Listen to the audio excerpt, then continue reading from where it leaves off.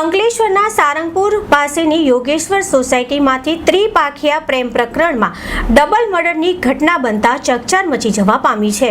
અંકલેશ્વર સારંગપુર ગામ પાસે આવેલા યોગેશ્વર સોસાયટી ખાતે ગતરોજ ખૂની ખેલની ઘટનામાં ડબલ મર્ડરની ઘટનાને અંજામ આપતા ભારે ખળભળાટ મચી ગયો।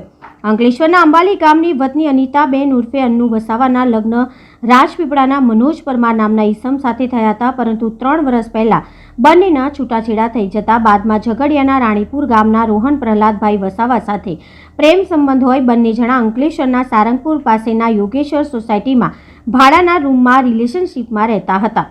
જો કે અનિતા અને રોહન વચ્ચે ગતરોજ ઝઘડો થતા રોહન તેના ગામ રાણીપુરા જતો રહ્યો હતો, જે બાદ રોહન તેના ગામમાં જ રહેતા અનિતાના જૂના પ્રેમી હિતેશ સોમાભાઈ વસાવા સાથે હોય તે ગામમાં જ ન મળતા રોહનને શંકા ગઈ હતી।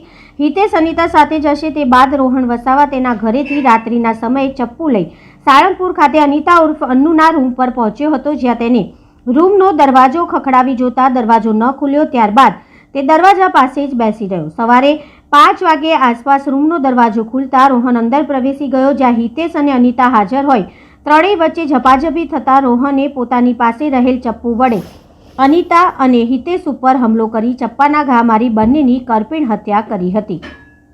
હત્યાને અંજામ આપ્યા બાદ રોહન પ્રહલાદભાઈ વસાવા રૂમને તાળું મારીને તેના ગામ રાણીપુરા ખાતે જતો રહ્યો, જે બાદ સાંજના સમયે રોહને પોલીસ સમક્ષ હાજર થઈ મામલા અંગેની જાણ કરી પોલીસે તાત્કાલિક સ્થળ પર પહોંચી જઈ બંને મૃતકોની લાશનો કબજો મેળવી તેઓની પોસ્ટમોર્ટમ અર્થે ખસેડી હત્યાને અંજામ આપનાર રોહન પ્રહલાદભાઈ વસાવાની ધરપકડ કરી સમગ્ર મામલે કાયદેસરની કાર્યવાહી હાથ ધરી હતી।